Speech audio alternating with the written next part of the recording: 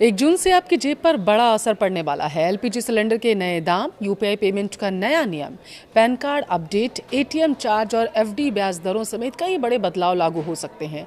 Railway ने भी कई ट्रेनों को रद्द और डाइवर्ट करने का फैसला किया है।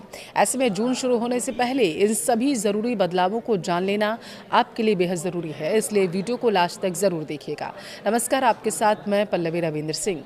देखिए, मई का महीना अब खत्म होने वाला है और इसके साथ ही 1 जून से कई बड़े फाइनेंशियल बदलाव भी लागू हो सकते हैं, जिनका सीधा असर आम लोगों की जेब यानी कि आपकी ज़िंदगी, रोज़मर्रा की ज़रूरतों पर सीधा पड़ेगा। ऐसे में अगर आप पहले से नियमों की जानकारी रखेंगे तो बाद में किसी भी तरीके की परेशानी या अतिरिक्त खर्च आपको नहीं उठाना पड़ेगा। सबसे पहले बात करेंगे यूपीआई से जुड़े नियम में जो बदलने वाला है। क्या होगा वो देखिए। एनपीसीआई ने यूपीआई फ्रॉड कम करने के लिए नया नियम लागू करने का प्लान बनाया। नए नियमों के तहत 30 जून 2025 से सभी यूपीआई ऐप्स को पेमेंट से पहले ही केवल असली बैंक रजिस्टर्ड बेनिफिशियरी का नाम दिखाना होगा। यानी ये 2025 में लागू किया गया था और अब जो है उसे बताया जा रहा है कि पूरी तरीके से लागू किया जाएगा।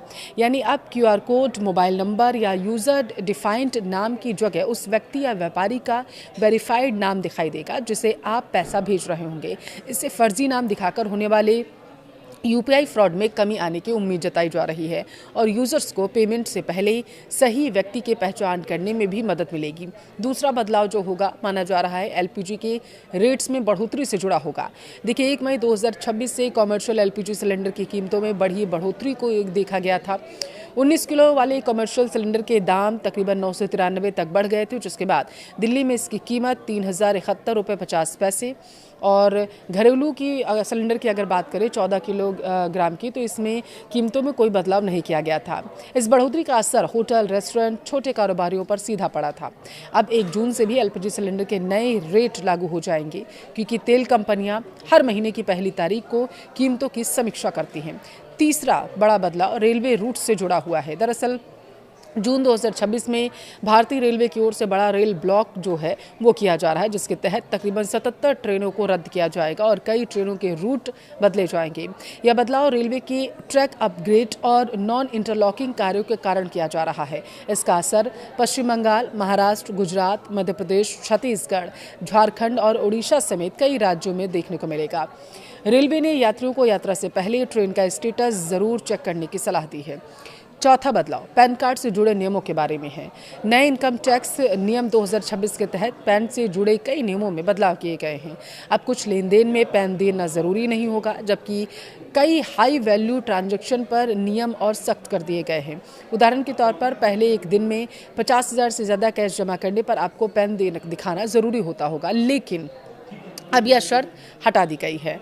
वहीं प्रॉपर्टी खरीद बिक्री में पैन की सीमा 10 लाख से बढ़ाकर 20 लाख कर दी गई है। इसके साथ ही सरकार ने कुछ मामलों में पैन को अनिवार्य भी बताया है। अब 45 लाख से ज़्यादा के प्रॉपर्टी डील, गिफ्ट डीड और जॉइंट डेवलपमेंट एग्रीमेंट में पैन ज़रूरी होगा। साल भर में 10 लाख से ज़्यादा कैश निकासी पर भी पैन रिपोर्टिंग लागू हो जाएगी। इसके अलावा पुराना फॉर्म 60 हटाकर नया फॉर्म 97 लागू किया गया है, जिसका इस्तेमाल पैन ना होने की स्थिति में किया जाएगा। यानी जून के महीने में भी आपको पैन के नए नियमों को फॉलो करना होगा। पांचवा बदलाव सोलर पैनल से जुड़ा हुआ है। 1 जून 2026 से सोलर पैनल से जुड़े नए ALMM नियम लागू होने जा रहे हैं। इसके तहत सरकारी योजनाओं, नेट मीटरिंग और कई सब्सिडी वाले प्रोजेक्ट्स में अब उन्हीं सोलर मॉड्यूल और सेल का इस्तेमाल किया जा रहा है जो ALMM लिस्ट 1 और लिस्ट 2 में शामिल होंगे।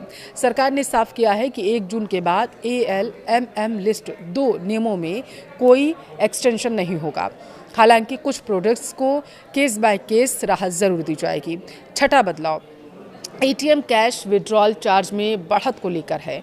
देखिए, कई बैंकों ने पिछले महीने एटीएम और बैंकिंग नियमों में बदलाव किया और अब 1 जून से भी कुछ bank ATM transaction fees, free transaction limit और कैश निकासी नियमों में बदलाव कर सकते हैं। अप्रैल 2026 से एचडीएफसी बैंक ने यूपीआई एटीएम कैश निकासी को फ्री एटीएम लिमिट में शामिल कर दिया है, जबकि पंजाब नेशनल बैंक ने कुछ डेबिट कार्ड्स पर डेली कैश विड्रॉल लिमिट घटा दी है।